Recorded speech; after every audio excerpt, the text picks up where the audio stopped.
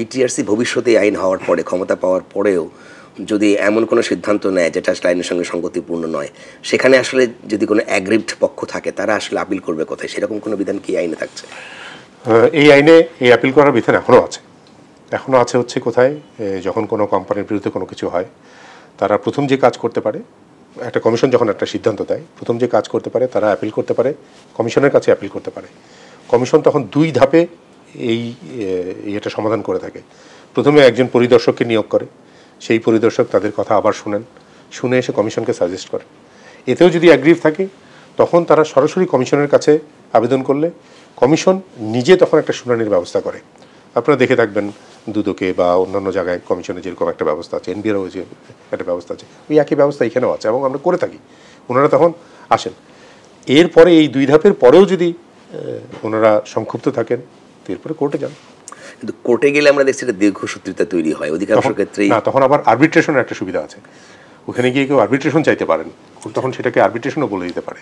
সেরকম আমরা একটা সংকট দেখছি, যেমন ধরেন আপনার এই যে 700 মেগাহার্টজের একটা স্পেকট্রাম নিয়ে, সেটা নিয়ে কিন্তু দীর্ঘদিন মামলা চলছে এবং এত মূল্যবান একটি রাষ্ট্রীয় সম্পদ, যেটা এখন এই 5G যখন আসছে, ইভেন 4Gর আইডিয়াল ইউজের জন্য এটার ব্যবহার খুব দরকার ছিল, কিন্তু সেটা আমরা এখন আনতে পারছি না। এই জটিলতাগুলো নিরসনের জন্য করে একটা আরবিট্রেশনের আলাদা বোর্ড বা আপিল বোর্ড করার কি মনে হয় যে আইনে থাকা উচিত? আরবিট্রেশনের সুযোগ আছে, কিন্তু আরবিট্রেশনের সুযোগ মানে সেটা তো কোর্ট থেকে বলে 2 পক্ষ রাজি হয়ে তারপর আসতে হবে। এই যে 700 মেগাহার্টজের কথা বললেন, এইটা নিয়ে আমরা আপ্রাণ চেষ্টা করছি, কারণ আমরাও জানি এটা অনেক মূল্যবান। বিশেষ করে এটার দরকার হচ্ছে কেন, এই জায়গাটা একটু বুঝলে ভালো হয়।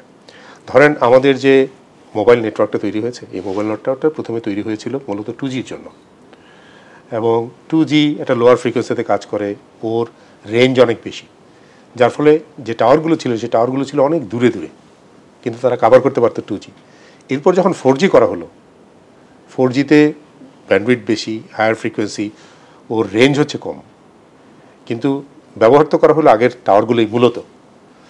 সো যখন 2G টাওয়ারের উপরে 4G লাগানো হলো, তাহলে যে তার যে রেঞ্জে কমে গেল, তাহলে ওই বাকি যে জায়গাটায় কমিউনিকেশন নাই ওটা কাভার করার জন্য তো দরকার হলো আরও অসংখ্য টাওয়ারের।